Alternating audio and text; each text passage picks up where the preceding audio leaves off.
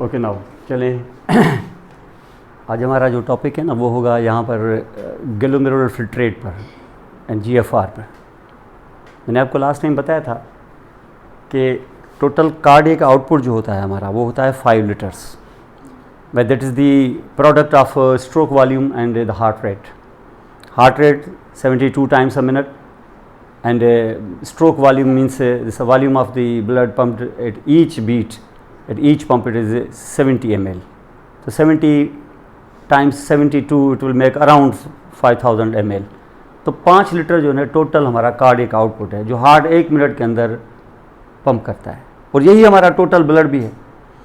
जिससे जाहिर होता है कि हमारा पूरा ब्लड जो है वो हार्ट से पास हो जाता है 1 मिनट में। और इसके अंदर आप यहाँ पे देखेंगे कि ये पूरा बॉडी जो है वो इस सिस्टमिक सर्कुलेशन से अपना ब्लड रिसीव करता है, और उसमें ज़ाहिर है पेयर ऑफ किडनीज़ भी हैं।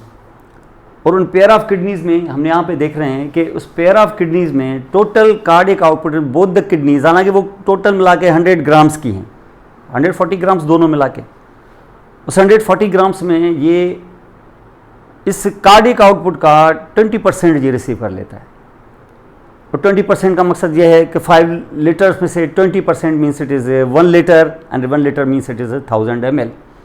तो 1000 ml जो है वो रिसीव कर रहा है। अब यहाँ से हमें पता चला कि कार्डियक आउटपुट जो है वो हमने यहाँ पे देखा कि 5000 ml है, और इसका 20% जो है दैट विल बी 1000 ml। ये रीनल ब्लड फ्लो है। रीनल ब्लड फ्लो, हमें ब्लड को देखना है, ये होल ब्लड है। अब ये जो होल ब्लड है, इस होल ब्लड में हमें पता है कि 400 ml जो है वो है सेल्स, वो 600 ml जो है वो प्लाज्मा। हमें देखना है यहाँ पर renal plasma flow rather than renal blood flow.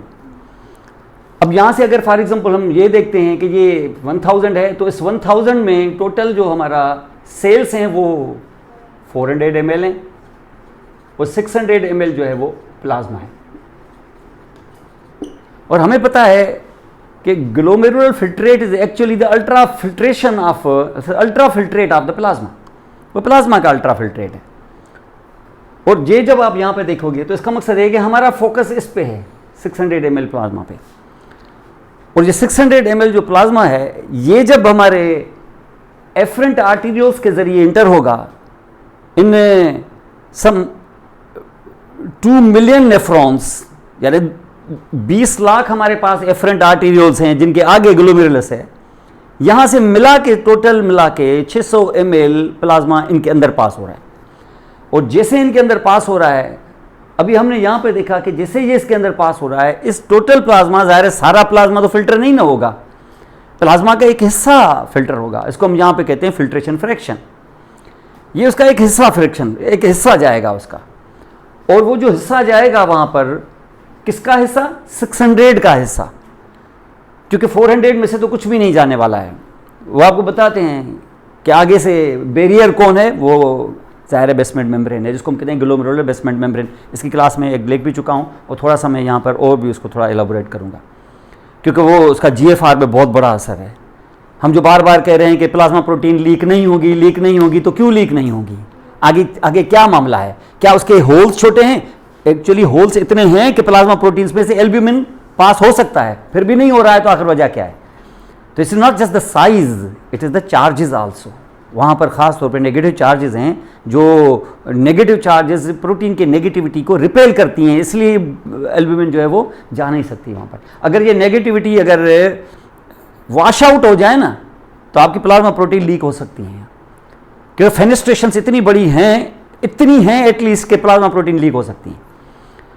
तो एल्ब्यूमिन लीक हो सकते हैं, भले ग्लोबुलिन ना भी हो ना लीक, एल्ब्यूमिन लीक हो सकती हैं, फिर भी नहीं हो रही हैं। तो इसका मकसद है कि this is not the matter of just size, these are the charges also जो उसको रिपेल करती हैं। तो कुदरत ने चार्जेस का भी बैरियर रखा हुआ है यहाँ पर। तो लेकिन हमने यहाँ पे देखा कि ये 600 जो ml है हमारा जो प्लाज्मा है, फिर इसका 20% जो होगा वो फिल्टर होगा, रफली 21%, चलो 20%, यानी टोटल ब्लड का जो आपने देखा प्लाज्मा, यानी टोटल ब्लड था उसका 20% आया है इधर। उसमें से जब हमने प्लाज्मा को देखा तो वो 600 ml है, और उस 600 ml का फिर 20% वो होगा फिल्टर। इसके गुजरने के टाइम पर जब वो ग्लोमेरुलस से पास होगा थ्रू द एफरेंट आर्टेरियल्स, और उसके बाद जैसे वापस चला जाएगा वो कहाँ, फिर इफरेंट से चला जाएगा। तो जब इफरेंट से चला जाएगा तो समझ लो यहाँ पर मिनट उसने 120 मिलीलीटर वाटर जो है वो 20% ऑफ द प्लाज्मा फ्लो है वो वहाँ से फिल्टर हो चुका है। तो इसका मकसद है कि आने वाला जो ब्लड है एफरेंट में और जो जाने वाला ब्लड है इफरेंट में, इन दोनों की कंपोजिशन में हो ना हो, इनकी ऑस्मोलिटी में फ़र्क होगा।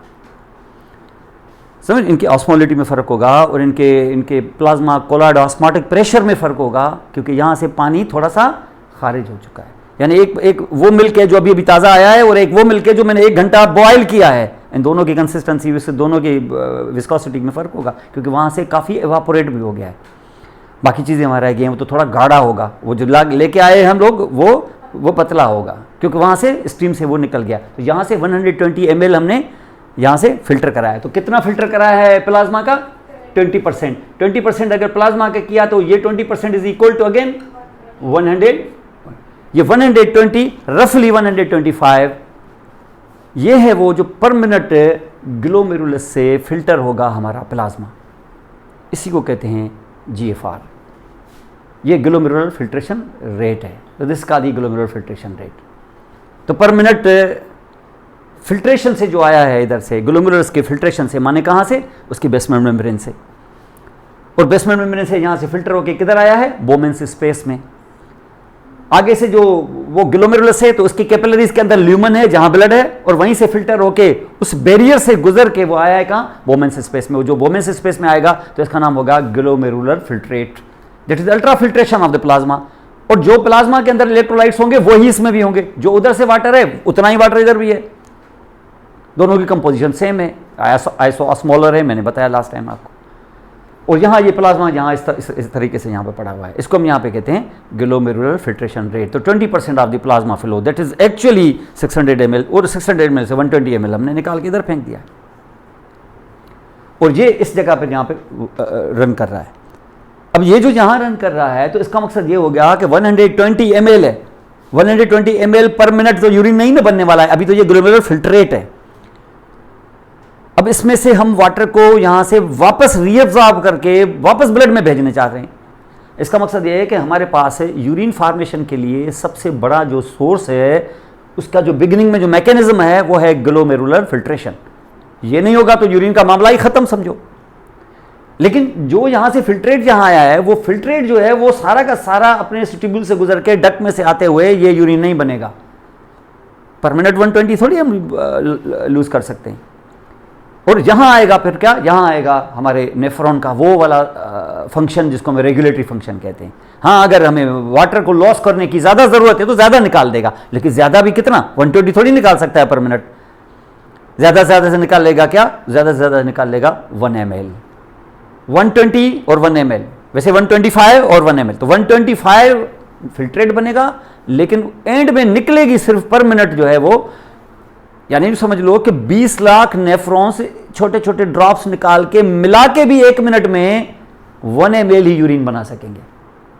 वो तो ड्रॉप क्या होगा, वो तो इस तरीके से बस थोड़ा सा ऐसा होगा, 10 मिलियन। अब जाहिर है यही मैं नहीं कह रहा हूँ कि 10 मिलियन ही ड्रॉप दे देंगे, लेकिन ये है कि वो मिल भी जाए ना सारे के सारे, तो 1 ml से ज़्यादा पर मिनट नहीं बन सकेगा। वो भी नॉर्मली कह रहा हूँ, वरना अगर ज़रूरत पड़ी ना, अगर आपको अगर वाटर आपके पास कम है अगर, तो फिर 1 ml भी नहीं, फिर तो ½ ml, इससे भी कम भी हो सकता है यहाँ पर।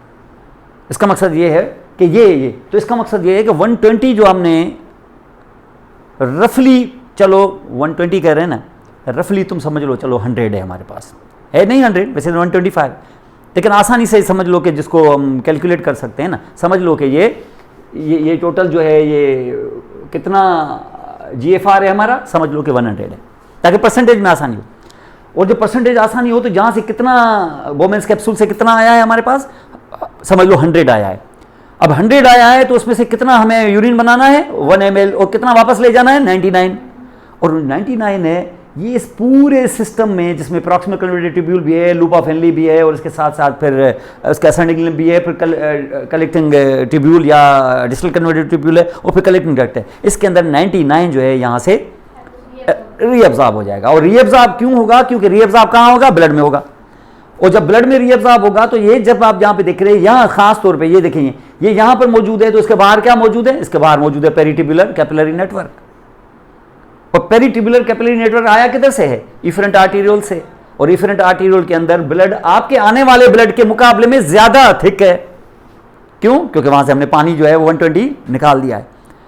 तो इसका मकसद है कि यहां ज्यादा थिक है, तो इसका जो प्लाज्मा ऑस्मोटिक प्रेशर है, oncotic pressure as compare to the incoming blood, वो ज्यादा होगा, क्योंकि यहां से वाटर इलेक्ट्रोलाइट्स वहां से फिल्टर हुए तो ये थोड़ा गाढ़ा है। ये गाढ़ा है तो इसका मकसद ये है कि पेरिटिबुलर कैपिलरी नेटवर्क के अंदर जो प्लाज्मा ऑस्मोटिक प्रेशर है हमारा, वो थोड़ा ज्यादा है ब्लड के मुकाबले में, आने वाले ब्लड के मुकाबले। और ये जब प्लाज्मा ऑस्मोटिक प्रेशर यहां पर ज्यादा होगा, जब ऑस्मोटिक प्रेशर ज्यादा होगा, तो यहां से रीअब्जॉर्प्शन भी फास्टर होगी, फास्टर रीअब्जॉर्प्शन होगी। क्योंकि आपको पता है कि ऑस्मोटिक प्रेशर क्या करता है, मैग्नेट की तरह वो सक करता है, वाटर को खींचता है अपनी तरफ। तो ये वाटर को अपनी तरफ खींचेगा। क्योंकि एल्ब्यूमिन का मेन काम क्या होता है, एल्ब्यूमिन का मेन काम जो होता है कि अपने फ्री वाटर को वो अपने सरफेसेस पर अट्रैक्ट करने की कोशिश करती है। इसलिए किसी भी ल्यूमन में अगर फ्री वाटर मौजूद होगा और वहां एल्ब्यूमिन मौजूद होगी, तो वो फ्री वाटर बाहर जा नहीं सकेगा।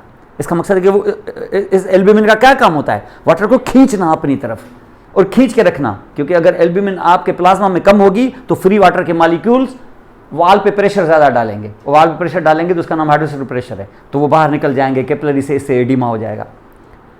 हमने देखा होगा जब एल्ब्यूमिन लो हो जाता है सिरोसिस में, देखो एसाइटिस हो जाता है, फिर ऐसे पेशेंट को क्या करते हैं, ऐसे पेशेंट को एल्ब्यूमिन बाहर से दे देते हैं, एल्ब्यूमिन की ट्रांसफ्यूजन दे देते हैं बाहर से, और वो भी 4 से 6 दिन तक चलती है। उसके बाद फिर एक और, जब तक कि फिर लिवर को या तो ट्रांसप्लांट करा दें या फिर कोई और मसला। तो जहाँ से हमने देखा कि ये इस तरीके से रीअब्जॉर्ब होगा। अब जब आप पूरा जब सिस्टम देख के आओ, तो सबसे ज़्यादा जो रीअब्जॉर्प्शन होती है ना, वो प्रॉक्सिमल कन्वोल्यूटेड ट्यूब्यूल में होती है। कितनी?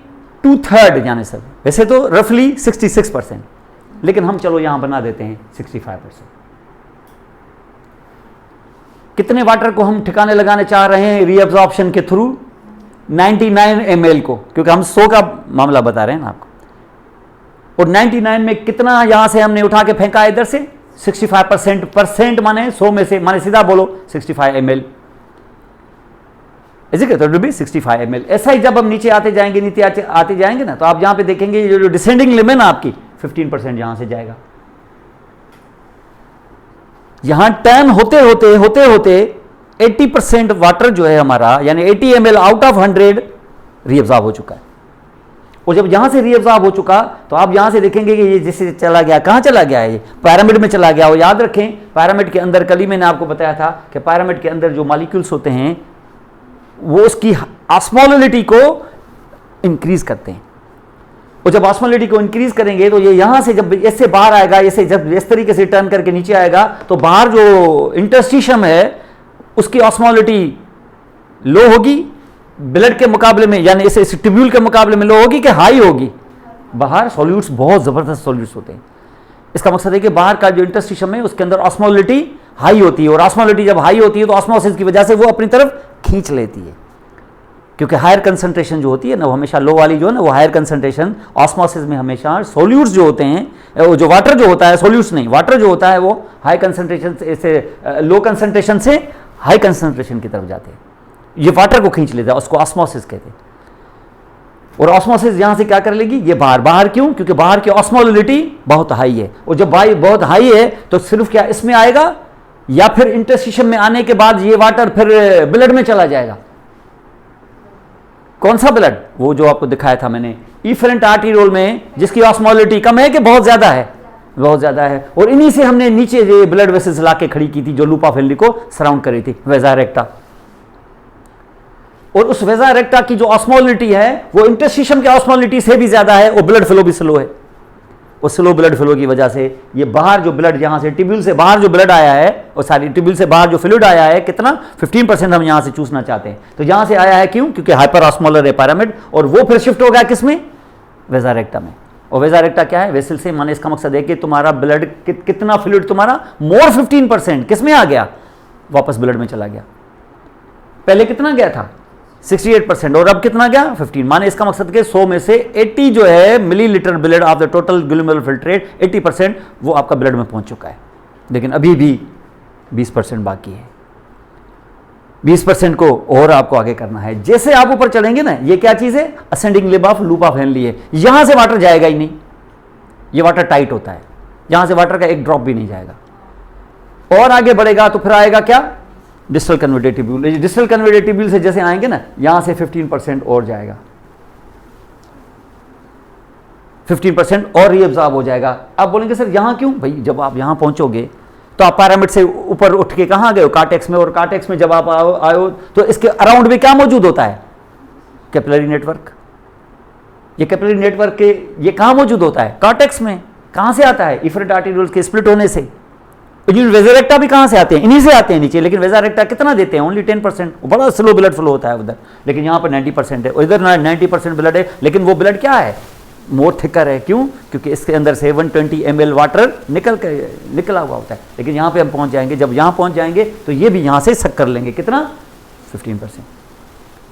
95 ml गया आपका, लेकिन अभी भी 4 ml है पर मिनट। अभी ये कहां पहुंचा है आपका, कलेक्टिंग डक्ट्स में पहुंचा है। आखिरी फाइन ट्यूनिंग यहां होगी, और फाइन ट्यूनिंग यहां होगी तो इसका मकसद है कितना पहुंचा है, 5। कितना रीअब्सॉर्ब होना है यहां से, 4। कितना यूरिन बनना है, 1। तो यहां से 4 आपको अंदर लेके जाना है। और 4 जो यहां अंदर लेके जाएंगे ना आप, अगर आपको ज्यादा जरूरत है ना कि नहीं 4 नहीं 3.5 लेके जाता हूं और 1.5 यूरिन बनाता हूं, तो ये भी कर सकते हैं। ये तब करोगे जब आपने पानी बहुत ज्यादा लिया होगा या इस किस्म की कोई चीज होगी, तो आप यहां से ज्यादा यहां से एक्सक्रीट करेंगे। ज्यादा से ज्यादा एक्सक्रीट भी कितना करेंगे आप, 1 ml करते थे ना एक्सक्रीट, 1 ml की जगह पे 1.5 ml करते हैं, चलो एक्सक्रीट। और 1 ml अगर एक्सक्रीट करेंगे तो 1 मिनट में होगा 60 ml, 1 घंटे में, सॉरी 1 ml कितना 1 मिनट में, तो 1 घंटे में कितना 60, तो 3 घंटे में 180, माने मिला के 200 ml 3 घंटे में यूरिन फॉर्म हो जाएगा। लेकिन अगर आप सिर्फ यहां से 1.5 करते हैं ना, अगर 1.5 तो यूरिन बन जाता 3 घंटे में कितना, 1.5 थोड़ा बढ़ाया ना आपने, उधर कितना निकाला था 200। 1 ml पर मिनट अगर यूरिन बनाया तो कितना यूरिन बन गया 3 घंटे में, 200 ml। लेकिन अगर तुमने यहां से 1.5 रीअब्सॉर्ब किया होता तो 2 घंटे में कितनी यूरिन बनती, 300 ml। और 300 ml हम एक्यूमुलेट न कर सकते। इसका मकसद ये है कि जो हम 2 घंटे में या 4 घंटे में 2 दफ़ा यूरिन पास करने के लिए जाते हैं, यहाँ हमें तकरीबन सवा घंटे जाना पड़ेगा, 1.5 घंटे। माना यूरिन का वॉल्यूम बढ़ जाएगा। ये तब बढ़ेगा जब हम 2-4 गिलास एक्स्ट्रा पानी के पिएंगे। तो इसका मकसद है कि यहाँ से आखिरी फाइन ट्यूनिंग यहाँ होगी। लेकिन नॉर्मल हालात में ये 1 ml यहाँ से छोड़ेगा, लेकिन छोड़ेगा तब जब यहाँ इसको ख़ास तौर पर 2 हार्मोन्स यहाँ पर एक्ट करते हैं आके। एक हार्मोन होता है जिसको हम कहते हैं एल्डोस्टेरोन, और दूसरा हार्मोन है जिसको हम कहते हैं एडीएच। एल्डोस्टेरोन मिनरलोकार्टिकॉइड है, ये वाटर को क्या करेगा, रीअब्सॉर्ब कराएगा। लेकिन वाटर को जब रीअब्सॉर्ब कराएगा तो उसके साथ सोडियम को भी कराएगा। एक्चुअली सोडियम को कराएगा, उसके साथ वाटर लाजमन जाएगा। और जब वाटर लाजमन जाएगा तो किसी सोडियम ही नहीं जाएगा, और सोडियम के बदले पोटेशियम जो होगा वो वहां से सीक्रेट हो जाएगा। यानी इसका मकसद है कि इस डक्ट से बाहर निकलता रहेगा और वो यूरिन में ऐड हो जाएगा हमारा पोटेशियम। इसका मकसद ये है कि रेगुलेशन में कितना बड़ा रोल प्ले कर रहा है। तो सोडियम की रीअब्सॉर्प्शन भी की, वाटर की रीअब्सॉर्प्शन भी की। और उधर से पोटेशियम क्यों निकाला इसने, पोटेशियम इसलिए निकाला क्योंकि पीछे पोटेशियम बहुत ज्यादा बढ़ गया है। और पोटेशियम जब बहुत ज्यादा बढ़ जाएगा ना जहां पर, तो पोटेशियम जब बढ़ जाएगा तो हो जाएगी हाइपरकेलीमिया। और हाइपरकेलीमिया एक बहुत इंपॉर्टेंट रेगुलेटिंग और कंट्रोलिंग स्टिमुलस है for the secretion of the aldosterone from the adrenal cortex. सबसे बड़ा पोटेशियम को आपको बहुत जबरदस्त तरीके से रेगुलेट करना है, क्योंकि आपको दिखाया था ना, मैंने लास्ट में बताया था, बहुत बड़ा रेगुलेटर है ये, हमारा मास्टर रेगुलेटर है किडनी। सबसे पहला रेगुलेशन किसकी है, वाटर की रेगुलेशन, एडीएच के जरिए, एल्डोस्टेरोन के जरिए। और उसके बाद जो बाकी रेगुलेशन है किसकी, इलेक्ट्रोलाइट्स की। और सबसे बड़ा जो रेगुलेटर है किसका, पोटेशियम का। पोटेशियम जो है वो मैक्सिमम जो 3.5 से 5.5 मिली इक्वलेंट्स पर लीटर है, मिलीमोल्स पर लीटर उसकी कंसंट्रेशन 5.5 मैक्सिमम है। लेकिन अगर 5.5 से थोड़ा बढ़ जाएगा ना तो बॉडी के अंदर मैकेनिज्म मौजूद है, हाइपरकेलीमिया है वो। हाइपरकेलीमिया की वजह से ये हाइपरकेलीमिया ब्लड में अगर पोटेशियम की लेवल बढ़ जाएगी तो वही ब्लड हमारे एड्रिनल कॉर्टेक्स में जाएगा और एड्रिनल कॉर्टेक्स में मौजूद यहाँ पर एल्डोस्टेरोन को स्टिमुलस देगा और स्टिमुलस देके उसको बाहर निकालेगा और जैसे बाहर निकालेगा वो वर्क करेंगे यहाँ पर कलेक्टिंग डक्ट्स पर और वहाँ पर वो सोडियम की करेंगे reabsorption along with the water and in return to the sodium reabsorption potassium को एक्सक्रीट करना शुरू कर देंगे, सीक्रीट करना, इसको ट्यूबुलर सीक्रेशन कहते हैं। इसका मकसद है कि आपके इस पूरे ट्यूब्यूल्स में क्या सिर्फ रीअब्जॉर्प्शन हो रही है कि सीक्रेशन भी हो रही है। तो ये 3 मैकेनिज्म्स हैं जिनको मिला के आप बोलेंगे यूरिन फॉर्मेशन, जिसमें से सबसे बड़ा तो यकीनन ये ना हो तो खेल ही खत्म है, फिर आगे कौन सी रीअब्जॉर्प्शन कौन सी सीक्रेशन, तो सबसे बड़ा रोल तो इसका है। और उसके बाद है तो इसका मकसद है कि ग्लोमेरुलर फिल्ट्रेशन माइनस, क्योंकि ग्लोमेरुलर फिल्ट्रेशन से जितना फिल्ट्रेट किया है सब थोड़ी यूरिन बनेगा, उसमें माइनस क्या होगा, माइनस होगा जो रीअब्जॉर्ब हो जाएगा। कौन रीअब्जॉर्ब होगा, पहले तो वाटर रीअब्जॉर्ब होगा और इसमें वाटर रीअब्जॉर्ब नहीं होगा, वहां से तो बहुत सारी चीजें आपने निकाली हैं, सोडियम निकाला है, ये वो सब चीजें वो भी रास्ते में रीअब्जॉर्ब हो जाएंगी अगर जरूरत है। अगर उसको एक्सक्रीट, अगर सोडियम बहुत ज्यादा है ना, बहुत ज्यादा है तो वो निकल जाएगा, लेकिन नॉर्मल है तो वो फिर वापस चला जाएगा। कैल्शियम है वापस चला जाएगा, ग्लूकोज है वापस चला जाएगा, अमाइनो एसिड से वापस चले जाएंगे, ये रीअब्जॉर्ब हो जाएंगे। और सबसे ज्यादा जो रीअब्जॉर्प्शन, इन सबकी रीअब्जॉर्प्शन सबसे ज्यादा किधर होगी, प्रॉक्सिमल कन्वर्टेड ट्यूब्यूल में। ग्लूकोज 100% इज क्योंकि आगे से फिर ग्लूकोज की रीअब्जॉर्प्शन का आगे कोई मैकेनिज्म ही नहीं है, सारे के सारे इधर हो जाएंगे, अमाइनो एसिड सारे इधर हो जाएंगे और थोड़े बहुत प्रोटीन भी निकल के आ गए ना अगर, वो भी यहीं हो जाएंगे, आगे कुछ पास नहीं होगा, प्रोटीन आपका जीरो होगा आगे, ट्रेसेस न होने के बराबर। जब भी आप यूरिन डीआर देखेंगे ना आप उसमें देखेंगे, लेकिन अगर यहाँ से प्रोटीन +1 +2 नज़र आ जाए तो फिर पता चलाना होगा कि ये कितना प्रोटीन लॉस हो रहा है, फिर आपको 24 आवर्स की लेवल देखनी होगी। माइक्रो एल्बुमिनुरिया अर्ली स्टेज में होता है, खास तौर पे kidney damage due two diabetes mellitus, इसलिए माइक्रो एल्बुमिनुरिया कराते हैं।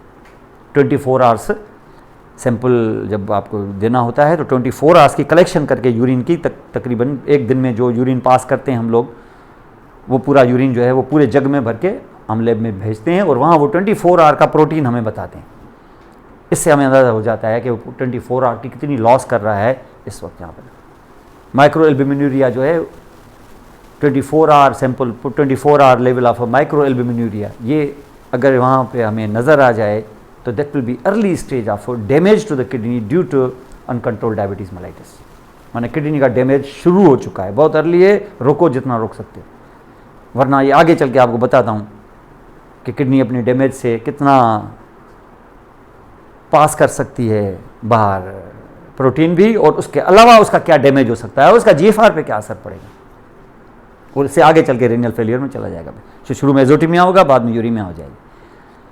Understand, this will be actually like this. तो जहाँ पर ये दो आपको, तो आप वाटर इस तरीके से रीअब्जॉर्प्शन, तो इसका मकसद ये है कि जो यूरिन फॉर्मेशन है वो क्या है, वो है ग्लोमेरुलर फिल्ट्रेशन, उसके साथ माइनस कर देंगे तो ट्यूबुलर रीअब्जॉर्प्शन, लेकिन उसके साथ प्लस कर देंगे, उसके साथ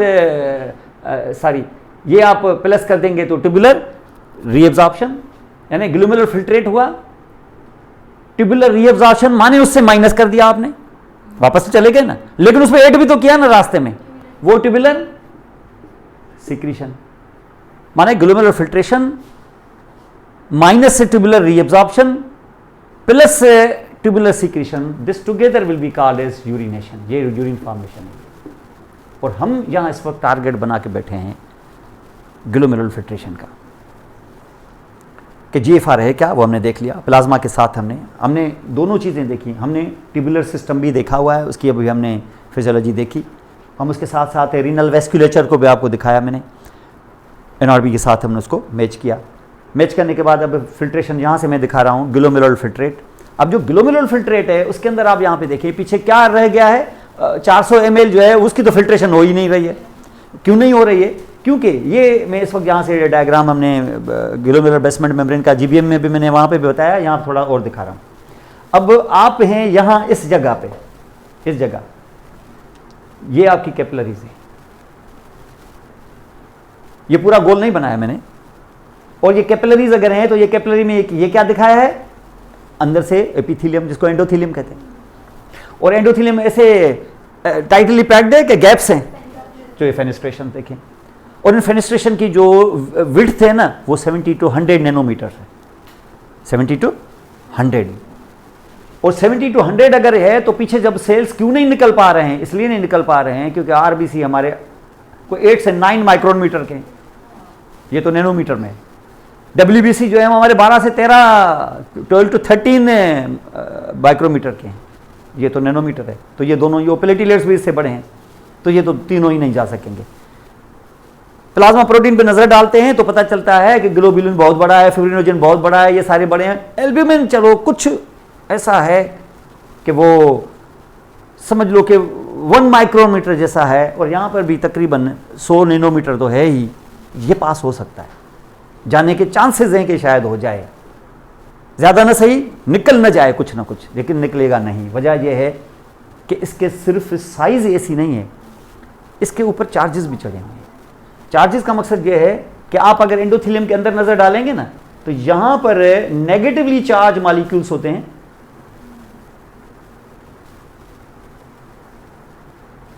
इनको यहां पे हम कहते हैं, ये जो नेगेटिवली चार्ज है, नेगेटिवली चार्ज प्रोटियोग्लाइकेंस कहते हैं इनको। तो ये नेगेटिवली चार्ज प्रोटियोग्लाइकेंस होंगे, तो वो जो आपकी प्रोटीन होती है albumin, that will be also negative, तो वो नेगेटिव को रिपेल करेंगे, तो ये आ नहीं सकेंगे यहाँ से। लेकिन अगर कोई इन्फ्लेमेशन, कोई ऑटोइम्यून ऐसा प्रॉब्लम हो गया, तो ये अगर यहाँ से चले गए ना अगर, तो चांसेस हो सकते हैं कि कुछ ना कुछ एल्ब्यूमिन यहाँ से निकल जाएगी। अगर चलो यहाँ से निकल भी गई, तो आगे से जब आप पहुँचेंगे तो आपके पास ये मौजूद है, ये आपकी बेसमेंट मेम्ब्रेन है। इस बेसमेंट, ये कॉमन है बेसमेंट मेम्ब्रेन, क्यों? उस तरफ जब आप देखेंगे तो ये क्या चीज़ है, ये वाला जो आपको जो ये मैंने दिखाया था, ये आपको विसरल लेयर ऑफ बोमेंस कैप्सूल। और ये जो विसरल लेयर ऑफ बोमेंस कैप्सूल होता है ना, उसके सेल्स ऐसे होते हैं, ये एक दिखाया है हमने, यहां से बाकी नहीं दिखाया आपको, सब ऐसे ही होते हैं। ये एक सेल है, इसको पोडोसाइट्स कहते हैं। और पोडोसाइट्स ऐसे नहीं बैठे हुए, पोडोसाइट्स अपनी सरफेस से ऐसे फुट प्रोसेसेस देते हैं ऐसे, और फुट प्रोसेसेस किस पे आके बैठते हैं? बेसमेंट मेम्ब्रेन पे। इसी बेसमेंट मेम्ब्रेन पे उस तरफ ग्लोमेरुलस की तरफ कौन आके बैठता है? Capillaries, endothelium. माने इसका मकसद है कि इन दोनों की बेसमेंट मेम्ब्रेन कॉमन है, समझो। यहां मैंने हाथ लगाया, मैं एंडोथेलियम हूं, ये कैपिलरी है, और उस तरफ बोमेंस स्पेस है, वहां से पोडोसाइट्स ने लगा दिया है। बेसमेंट मेम्ब्रेन सेम है, कॉमन है। और इस कॉमन में जो बीच का बड़ा हिस्सा है, ये जो है ये बड़ा डेंस होता है, क्योंकि यहां पर कोलेजन टाइप 4 फाइबर्स होते हैं। ये आपको मैंने बेसमेंट मेम्ब्रेन बताया था। इसको हम यहां पे कहते हैं लेमिना डेंसा, और ये लेमिना डेंसा है। और उसके बाद इसका ये वाला जो लेयर है जो एंडोथेलियम की तरफ है, और वो वाला जो लेयर है बाहर वाला, वो जो एपिथेलियम की तरफ है, पोडोसाइट्स की तरफ, वो थोड़ा सा ल्यूसिड सा होता है, थोड़ा सा ट्रांसपेरेंट ट्रांसल्यूसेंट होता है, इसको लेमिना रेरा कहते हैं। तो ये तीनों मिला के ये बेसमेंट मेम्ब्रेन होती है। और ये जो बेसमेंट मेम्ब्रेन है, इसके अंदर भी बेशुमार मॉलिक्यूल्स आपको यहां पे मिलेंगे, वो जो नेगेटिवली चार्ज होते हैं, नेगेटिवली चार्ज मैंने एनायंस होते हैं। इनको हम पॉली एनायनिक लाइपोप्रोटीन्स कहते हैं, पॉली एनायनिक लाइपोप्रोटीन्स। इतने एनायनिक होते हैं, माने इतने नेगेटिवली चार्ज होते हैं। इसका मकसद है कि ये भी प्रोटीन को घुसने नहीं देंगे। और उसके बाद जैसे हम बाहर निकलेंगे ना, तो ये क्या देखें, ये जो आप यहाँ पे नजर आ रहा है पोडोसाइट्स के फुट प्रोसेसेस। ये फुट प्रोसेस में थोड़ा सा गैप है ना, ये गैप गैप गैप गैप, इन गैप के ऊपर भी प्रोटीन के दरवाजे चढ़े हुए होते हैं, इनको डायफ्राम कहते हैं। These are called diaphragms, जिनको हम यहाँ पे कहते हैं फिल्ट्रेशन डायफ्राम्स। और फिल्ट्रेशन डायफ्राम को वहाँ जोड़ने वाला, वहाँ फिल्ट्रेशन डायफ्राम को बनाने वाला फिर एक प्रोटीन होती है, उसको प्रोटीन को कहते हैं नेफ्रिन। अगर खुदा न खास्ता नेफ्रिन के अगेंस्ट कोई ऑटो एंटीबॉडीज तैयार हो गई ना, नेफ्रिन उड़ गई यहाँ से, तो फिर ये डायफ्राम नहीं रहेगा। डायफ्राम नहीं रहेगा तो यहाँ से चांसेस होंगे to leak the plasma proteins. ये इस तरीके से कि ये अगर उड़ गए यहाँ से, अगर ऑलरेडी रिपेल हो गए, लेकिन कुछ यहाँ से लीक हो सकते हैं, क्योंकि आगे से एक और बैरियर भी है ना हमारे पास। अगर यहाँ से अगर कुछ चले भी गए अगर यहाँ पर, तो फिर यहाँ इनको रोका जा सकता है। तो यहाँ इस जगह से ये क्या हो जाएगा, इस जगह से ये प्रोटीन है जिसको हम कहते हैं नेफ्रिन प्रोटीन। नेफ्रिन प्रोटीन, नेफ्रिन के अगेंस्ट एंटीबॉडीज बन सकती हैं, इनके अगेंस्ट एंटीबॉडीज बन सकती हैं। फिर अंदर आप बेसमेंट मेम्ब्रेन आपकी डैमेज हो सकती है। मेम्ब्रेन क्यों? क्योंकि वहाँ कोलेजन है, और कोलेजन टाइप 4 है, और टाइप 4 कोलेजन के अगेंस्ट भी एंटीबॉडीज बनती है। ये कनेक्टिव टिश्यू डिसऑर्डर्स आपने सुने होंगे, ग्लोमेरुलोनेफ्राइटिस, जिसकी वजह से ये anti glomerular basement membrane antibodies, और फिर इसको तबाह नहीं करती। ये जब इसको तबाह करती हैं तो यहाँ से आरबीसी भी लीक होना शुरू हो जाते हैं। और फिर बन जाता है हेमिचूरिया। तो यहाँ से यही नहीं, बल्कि मैंने आपको बताया था कि एल्विलर जो मेम्ब्रेन होती है वो भी रप्चर हो जाए, तो वहाँ से हेमाप्टिसिस भी शुरू हो जाती है, ये गुड पास्चर सिंड्रोम जिसको बोलते हैं। तो यहाँ से ये इस तरीके से ये पास हो गए। हाँ, तो इस जगह पर भी इवन यहाँ नेगेटिवली चार्ज, जैसे ये दिखाए थे ना आपको, यहाँ पर भी होते हैं नेगेटिवली चार्ज प्रोटियोग्लाइकेंस। तो इतनी नेगेटिव चार्जेस होती हैं यहाँ पर, जो प्रोटीन को रिपेल ही करती रहती हैं, ये प्रोटीन को यहाँ से पास होने नहीं देंगी।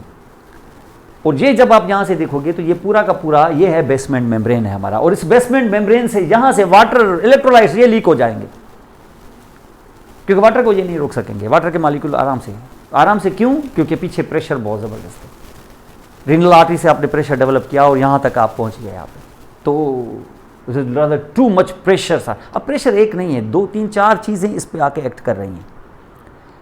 तो ग्लोमेरुलर फिल्ट्रेट अभी आपने यहाँ पे देखा, ये ग्लोमेरुलर फिल्ट्रेशन, ये जो सबसे बड़ा इंपॉर्टेंट है यूरिन का प्रोसेस है, मैकेनिज्म है फॉर्मेशन ऑफ यूरिन का, उस जिसको हम ग्लोमेरुलर फिल्ट्रेशन कहते हैं, ये इस वक्त यहाँ पर एफरेंट आर्टीरियल से जो ब्लड इधर आया है, इस वक्त ग्लोमेरुलस में यहाँ पड़ा हुआ है। तो ग्लोमेरुलस के अंदर जो प्रेशर है, ग्लोमेरुलर फिल्ट्रेट बनने के लिए यहाँ पर 2 प्रेशर से एक्ट कर रहे हैं एट अ टाइम। एक वो जो वाटर का अपना इनबिल्ट प्रेशर है जो वाल्स पे पड़ता है, जो वाल पे पड़ेगा, किस पे? एंडोथेलियम पे, इसको हाइड्रोस्टैटिक प्रेशर कहते हैं। तो हाइड्रोस्टैटिक प्रेशर किसके अंदर मौजूद है? कैपिलरीज के अंदर। कौन सी कैपिलरी? ग्लोमेरुलर कैपिलरीज, उसको हम कहते हैं hydrostatic pressure of glomerular capillaries. तो आप यहां से देख सकते हो कि ये जो प्रेशर है इसको हम यहां पे कहते हैं, अब इसको मैं ऐसे लिख रहा हूं, चलो हमें यहां देखना है कि ग्लोमेरुलर फिल्ट्रेशन होगी कौन से प्रेशर से एक दूसरे को। अब ज़ाहिर है कुछ प्रेशर ऐसे होंगे जो ग्लोमेरुलर फिल्ट्रेशन को फैसिलिटेट करेंगे और कुछ ऐसे होंगे जो उसको अपोज करेंगे। और वो प्रेशर्स कहां मौजूद होंगे? कैपिलरीज में भी मौजूद होंगे और आउटसाइड बोमेंस स्पेस में भी मौजूद होंगे। 2 प्रेशर्स उधर हैं, 2 प्रेशर्स इधर हैं। क्या ये 2 प्रेशर सफिशिएंट है कि कैपिलरी जो बेसमेंट मेम्ब्रेन है इसकी अपनी क्वालिटी पे भी डिपेंड करता है?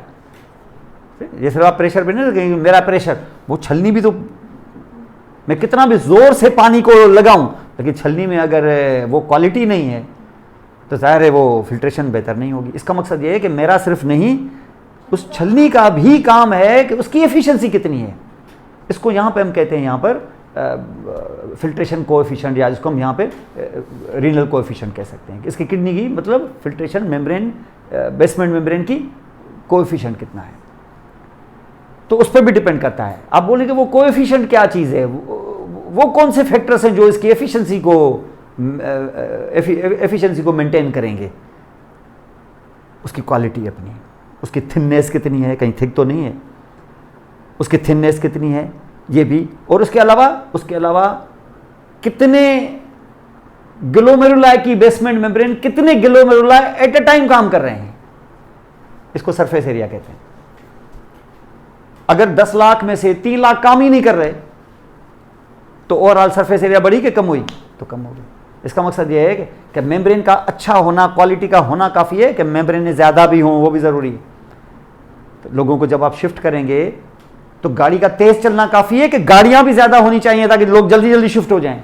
तो इसका मकसद ये है कि क्वालिटी 2 चीज़ों पे डिपेंड करती है, एक सरफेस एरिया ज़्यादा हो और दूसरी उसकी परमिबिलिटी, क्वालिटी अच्छी हो। इसको हाइड्रोलिक कंडक्टिविटी भी कहते हैं। परमिबिलिटी सिर्फ, ये हाइड्रोलिक कंडक्टिविटी इतने बड़े बड़े नाम छोड़ो, उसको सीधा सीधा बोलो परमिबिलिटी।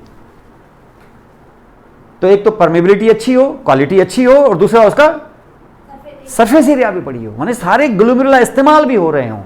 इसको यहाँ पे हम कोएफिशिएंट कहते हैं, that is called the renal coefficient. तो ये कोएफिशिएंट है। और उसके बाद वो प्रेशर जो है वो मेम्ब्रेन के उस तरफ यानी टुवर्ड्स द एंडोथेलियम माने कैपिलरी की तरफ 2 प्रेशर्स उधर हैं और 2 प्रेशर्स आउटसाइड माने किधर? बोमेन स्पेस में।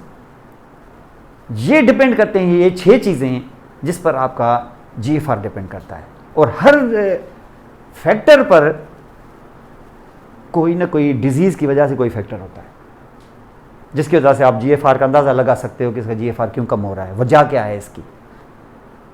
तो फिजियोलॉजी पढ़ाने का ये मतलब है कि वो पैथोलॉजी समझ में आ जाए, और ये तब समझ में आएगी जब आपको एनाटॉमी समझ में आएगी। और एनाटॉमी नहीं, बल्कि एनाटॉमी के साथ साथ में देखो हम लोग हिस्टोलॉजी भी करते हैं। हिस्टोलॉजी बड़ी इंपॉर्टेंट होती है। कहते हैं जब एनाटॉमी समझ में ना आए ना, ये मैं स्टूडेंट को शुरू से बताता हूँ, जब तुम्हें एनाटॉमी समझ में नहीं आए ना तो एनाटॉमी को रोको और सीधा हिस्टोलॉजी और एम्ब्रियोलॉजी की तरफ जाओ। तो वो कंसेप्ट जो तुम्हें समझ में नहीं आएंगे ना एनाटॉमी में, हिस्टो और एम्ब्रियो समझने के बाद वो समझ में आ जाना शुरू हो जाएंगे। जैसे होता है कभी खिलाड़ी आउट ऑफ फॉर्म चला जाता है ना, तो फिर उसको कोच बोलता है गो टू द बेसिक्स, यानी वापस जाओ और काउंटी क्रिकेट में और लोकल क्रिकेट फिर दोबारा खोल, तब रिदम में आ जाओ। देख रहे हैं जी, साइम अभी खेल ही नहीं पा रहा था, हालांकि ही जेम ऑफ अ प्लेयर। आप देखें उसका अभी लास्ट टाइम जो ऑस्ट्रेलिया में उसने 100 किया है उसने, वो लोग हैरान रह गए। वो कह रहे थे कि हमने इतनी यंग एज में तेंदुलकर को भी हमने इस क्वालिटी का नहीं देखा था जिस क्वालिटी का ये लड़का है। उधर जाके उधर मेलबर्न में जो 100 उसने किया है, अच्छे खासे खिलाड़ियों को उधर इतने बड़े क्राउड में, ऑस्ट्रेलिया के क्राउड में, इट वाज, मैं तो ये समझ रहा था शायद ज़िंदगी की बड़ी इनिंग खेल चुका है ये शायद, अब इसका फॉल शुरू हो जाएगा इतनी एज में। तो कहने का मकसद है उसको बोला भाई जाओ basic, go to the basics, जाओ पहले लोकल क्रिकेट खेलो दोबारा, ताकि फिर रिदम में आ जाओ। तो यहाँ से हमने देखा कि ये इस तरीके से यहाँ पर अब यहाँ जो आप प्रेशर देख रहे हो, मैंने बताया पहला जो प्रेशर है ग्लोमेरुलर फिल्ट्रेशन को, जो पहला प्रेशर होगा वो होगा क्या, hydrostatic pressure of glomerular capillaries. तो यहाँ मैं इसको लिख रहा हूँ क्या, हाइड्रोस्टैटिक प्रेशर, वैसे पी लिख लेते हैं उसको, पी और यहाँ जीसी, ग्लोमेरुलर कैपिलरीज। और ये जो प्रेशर है ना यहाँ पर, ये उम्मन होता है यहाँ 60 रादर 50 चलिए,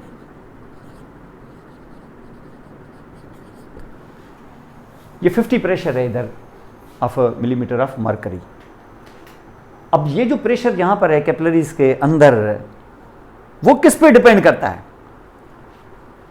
वो कैसे रेगुलेट होगा, कब बढ़ता है कब कम होता है।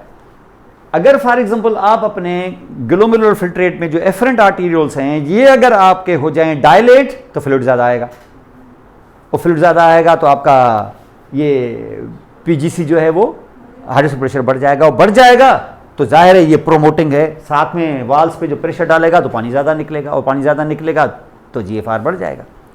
और ये कब होगा, जब पीछे वाटर ज़्यादा आएगा। और वाटर कब ज़्यादा आएगा, वाटर ज़्यादा आएगा जब आप वाटर ज़्यादा पिएंगे, पानी ज़्यादा पिएंगे तो वॉल्यूम बढ़ेगा, वॉल्यूम बढ़ेगा तो जहाँ ज़्यादा आएगा पानी, नंबर 1। और अगर ये ज़्यादा आएगा, क्या सिर्फ उसमें ज़्यादा आएगा, या जब आपका सिस्टमिक ब्लड प्रेशर बढ़ा हुआ होगा तब भी ज़्यादा आएगा।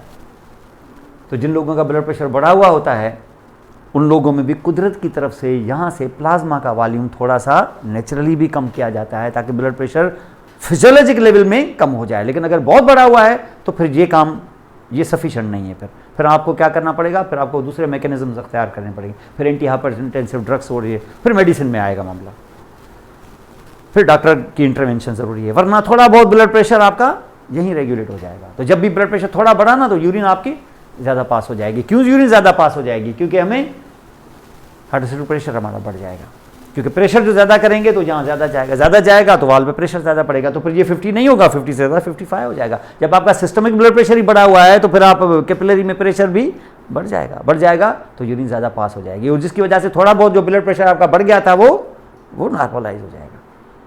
तो अगर आपको हाइपरटेंशन है तो this will lead also to the glomerular filtrate increase here. लेकिन अगर फॉर एग्जांपल ग्लोमेरुलर फिल्ट्रेट ये नहीं है, डिक्रीज हो गया, क्यों, आपका बीपी फॉल कर गया है। बीपी क्यों फॉल कर गया, पीछे प्लाज्मा वॉल्यूम कम हो गया, ब्लीडिंग हो गई, प्लाज्मा वॉल्यूम कम हो गया, वोमिटिंग्स बहुत ज्यादा हो गई, डायरिया बहुत ज्यादा हो गई, ये सारा सिलसिला हो जाएगा। तो क्या अभी भी आप वही क्या 100 ml पर मिनट फिल्टर करेंगे, क्या नहीं, तो आप फिल्टर वैसे तो हो जाएगा, लेकिन आप भेजें ही कम। क्यों भेजेंगे कम, क्योंकि प्लाज्मा वॉल्यूम ही कम है, वाटर जो हमने बहुत ज़्यादा लूज कर लिया है। तो इससे क्या हो जाएगा, हाइपोटेंशन। और ब्लड प्रेशर जैसे आपका फॉल करेगा due to dehydration and many things, तो आप देखें यहाँ ब्लड जाएगा ही कम। जब जाएगा ही कम तो फिर 50 होगा कि 50 से कम ही हो जाएगा, और जब कम हो जाएगा तो आपका जीएफआर कम हो जाएगा। इसका मकसद है कि ऐसे पेशेंट के अंदर यूरिन पास होगा उसके अंदर वाटर बहुत ही कम होगा, इसलिए यूरिन में गंदगियाँ तो वही होंगी, जाहिर है। वो जो वेस्ट प्रोडक्ट्स हैं आपके मेटाबॉलिक, वो जो कैटाबॉलिक प्रोसेस, तो वो तो जारी है ना, वो इन्फेक्शन की वजह से तो और बढ़ जाता है। तो इसका मकसद है कि जो यूरिन होगी वो कंसंट्रेटेड हो जाएगी, उसमें वाटर कम हो जाएगा, क्योंकि हमें वाटर रिजर्व करना है। वो ये खास तौर पे कहाँ होगा, ये खास तौर पे डक्ट्स के पास होगा। क्यों, वहाँ से तब तक आपकी सीक्रेट होना शुरू हो जाएगा एल्डोस्टेरोन। और वाटर को रीअब्जॉर्ब कराएगा, और रीअब्जॉर्ब कराएगा तो यूरिन जो 1 ml बन रहा था नॉर्मली वो हाफ भी नहीं बनेगा। लेकिन वो जो वेस्ट है आपका, मेटाबॉलिक वेस्ट है, वो तो निकलेगा ना, वो निकलेगा, इसलिए यूरिन कंसंट्रेट हो जाएगी। अंडरस्टैंड। और इसी तरीके से यहां पर मौजूद मिलेगा आपको। तो इसका मकसद ये है कि इसका वास्ता किसके साथ है? इसका वास्ता हाइड्रोस्टैटिक प्रेशर और उसका वास्ता है प्लाज्मा वॉल्यूम के साथ। और उसके साथ साथ सिर्फ यही नहीं, बल्कि आगे चल के अगर ये तो मैंने बताया ये डायलेट हो गया, अगर ये कंस्ट्रिक्ट हो जाए तो, क्योंकि ये वैसे ही नैरो होता है, ये वैसे ही नैरो है, लेकिन अगर और नैरो हो गया और कंप्रेस हो गया किसी वजह से, तो इसका वास्ता जो होगा वो हाइड्रोस्टैटिक प्रेशर के साथ कैसा होगा? इंक्रीज हो जाएगा, क्योंकि यहां से जितना भी आ रहा है वो नॉर्मल ही आ रहा है, लेकिन यहां से अगर ये इंक्रीज हो गया तो हाइड्रोस्टैटिक प्रेशर राइज कर जाएगा। और इसके हाइड्रोस्टैटिक प्रेशर राइज इसलिए करेगा क्योंकि इफरेंट आर्टेरियोल पे जो ज्यादा एक्शन होता है ना, ज्यादा एक्शन वो दरअसल होता है हमारे एंजियोटेंसिन 2 का। एंजियोटेंसिन 2 यहाँ पर इस आर्टेरियोल्स पर मौजूद स्मूथ मसल को कंस्ट्रिक्ट करते हैं। उसका इफेक्ट इस पे ज़्यादा है, इस पे कम है, इस पे न होने के बराबर है, यहाँ पर ज़्यादा है। तो इसका मकसद ये है कि एंजियोटेंसिन 2 जो है very potent vasoconstrictor of the efferent arterioles. तो जहाँ से जब आप ये जब जहाँ पे देते हो तो आपने यहाँ पे देखा, और E2 कब निकलता है?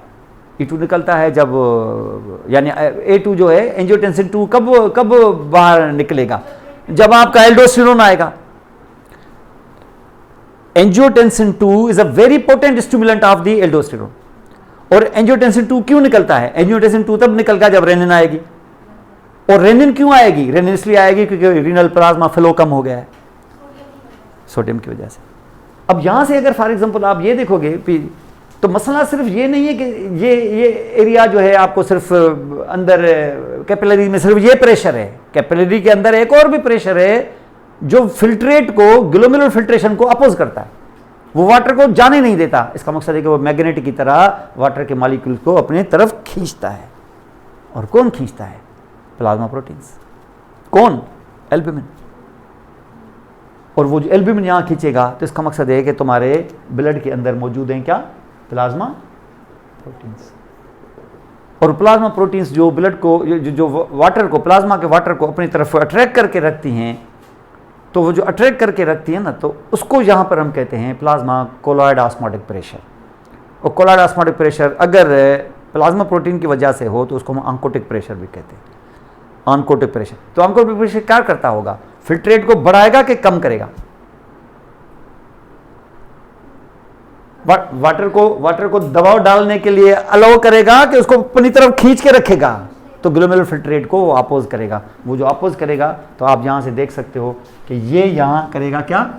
माइनस करेगा। वो माइनस करेगा तो उसको यहां इसे लिखते हैं, इसको पाई, और फिर लिखते हैं कौन सा? GC। तो ये पाई GC जो है दैट विल बी एक्चुअली 10। माने इसका मकसद है कि अंदर से जो नेट प्रेशर है वो 50 माइनस 10 माने 40 है। ये समझ गए आप? ये 40 के प्रेशर के साथ वाटर बाहर आएगा। सिर्फ वाटर ऐसे बाहर आ जाएगा कि आगे से बेसमेंट मेम्ब्रेन की 2 क्वालिटीज भी हैं, उस कोएफिशिएंट को बाद में देखते हैं। लेकिन अब मुकाबला इसके अंदर मौजूद 2 प्रेशर के साथ है। अभी ये तुम्हें क्या मिला था? यहां से हमने ये प्रेशर एक और इसके बाद ये वाला प्रेशर दूसरा, ऐसे ही 2 प्रेशर यहां भी हैं। अब वाटर यहां से तुमने बाहर तो निकाल लिया, अच्छा खासा वाटर तुमने निकाल लिया बाहर, किसमें? बोमेंस स्पेस में आ गया, जो ट्यूब्यूल में भी चला जाएगा। लेकिन जब ये वाटर आ जाएगा इधर, तो ये वाटर बोमेंस कैप्सूल के वाल्स पे प्रेशर डालेगा कि नहीं? और इस प्रेशर का क्या नाम डालेंगे?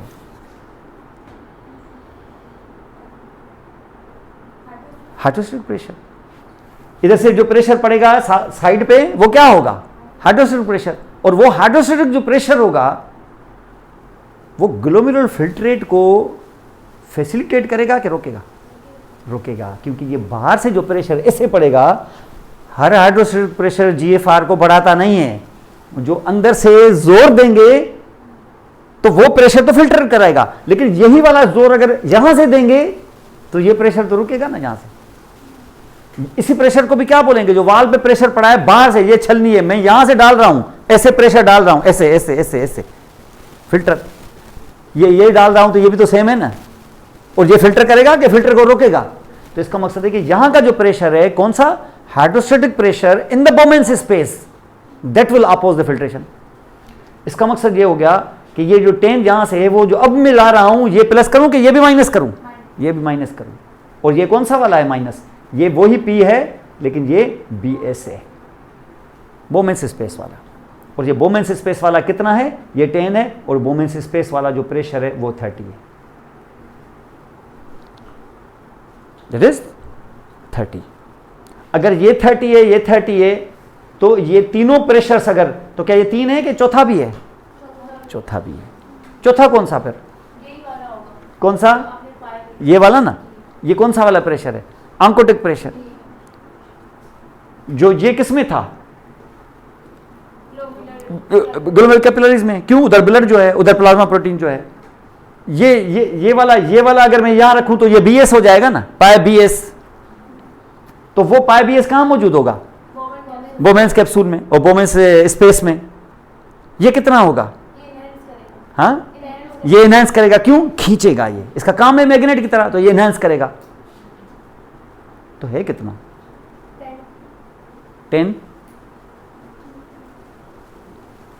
10 होगा,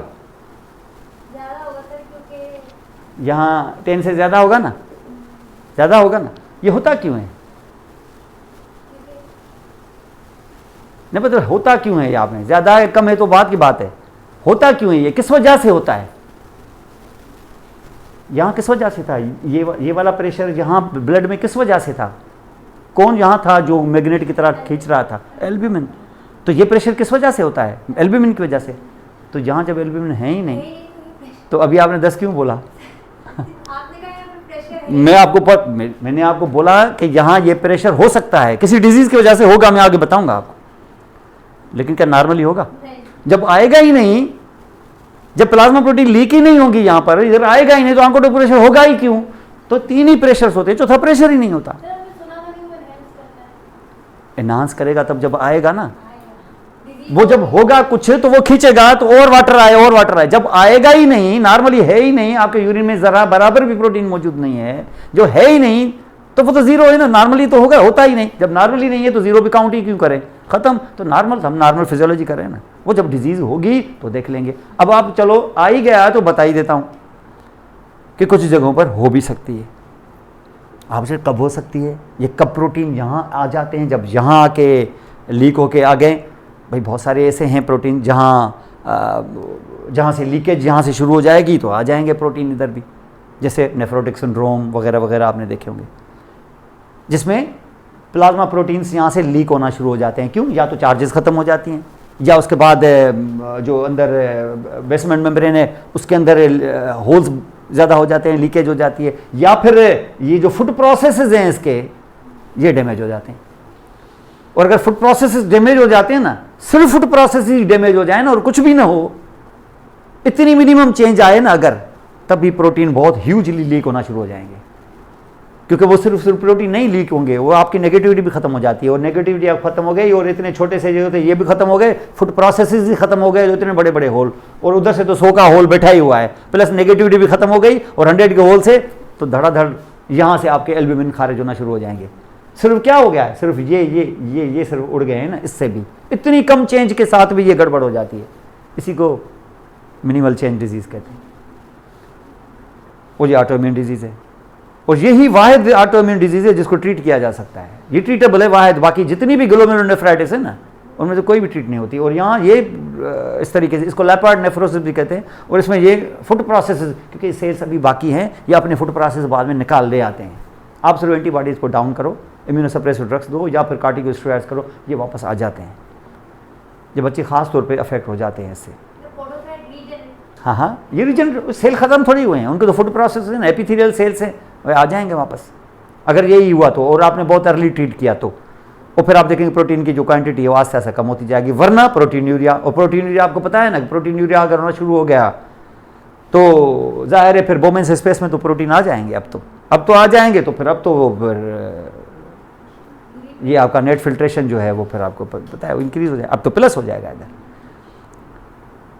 तो ये प्लस हो जाएगा और प्लस के साथ और प्रोटीन निकलते आ जाएंगे और प्रोटीन सिर्फ और प्रोटीन निकलेंगे और GFR होगा तो यूरिन भी आ जाएगा और साथ में उसमें प्रोटीन भी लीक होना शुरू हो जाएंगे। आप 24 आवर्स का प्रोटीन और पीछे यहाँ से हाइपर एल्ब्यूमिनुरिया होगी और पीछे आप देखेंगे कि हाइपो एल्ब्यूमिनीमिया हो जाएगी, यानी सीरम के अंदर ब्लड के अंदर प्रोटीन की लेवल भी कम होती जाएगी।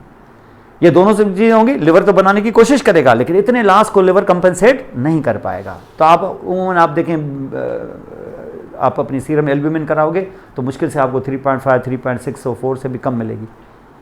यूरिन कराओगे 24 आवर का सैंपल, अगर 24 आवर के सैंपल में तुम्हें 3.5 ग्राम से ज़्यादा मिले तो फिर हम उसको कहते हैं कि इसको हो गया है नेफ्रोटिक सिंड्रोम। अगर इससे कम मिले तो फिर नेफ्रोटिक सिंड्रोम नहीं कहेंगे।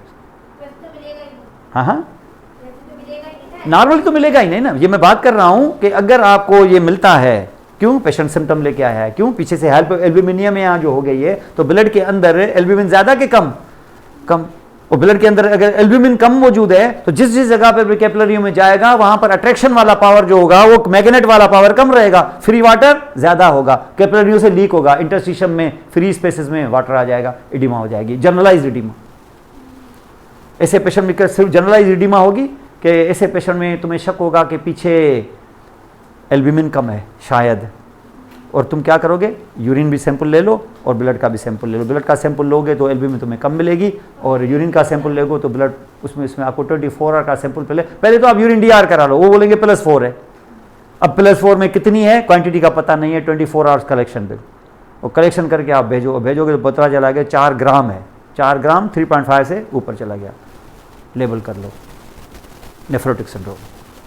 तो नेफ्रोटिक सिंड्रोम के पेशेंट्स उमूमन सीरम लेवल भी देखते हैं उसकी और साथ एल्ब्यूमिन की, यूरिन भी देखते हैं, ओवरऑल कंडीशन भी देखते हैं। अब हमें पता चलता है पता नहीं किस वजह से है ये, क्योंकि सिर्फ ये तो नहीं है कि मिनिमल चेंज है, और भी चेंजेस हो सकती हैं।